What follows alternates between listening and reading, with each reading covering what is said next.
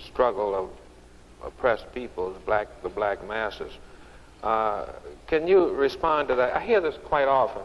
In fact, one woman sent me a letter indicating that this was one reason why she was resigning from the Chicago Angela Davis Defense Committee.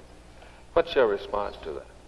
Well, I think it was very clear from the very beginning of the case that I was a communist, right, because I feel that this is the only way in which we are going to ultimately liberate ourselves as black people. I would not be in the Communist Party if I felt that the interests of the party were in any way opposite to the interests of black liberation. Mm-hmm. And certainly, I mean, I don't know anything about the case you just mentioned, but my experiences since the acquittal have pointed to precisely the opposite kind of reaction among black people. I mean, not too long after the trial was over, I spoke in Detroit, and it was a really interesting rally.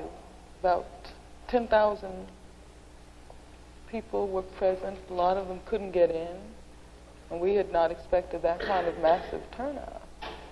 And then also, having been in jail for the last couple of years and having been isolated to a certain degree from what was happening on the outside, I was sort of searching for the kinds of things that to say, that people would react to. And I hadn't necessarily planned to talk about communism or socialism, but as soon as I mentioned one thing about the need to challenge the whole monopoly capitalist system and to talk about socialism, there was an incredibly fantastic response, a roaring applause. And these were black workers who were there in Detroit.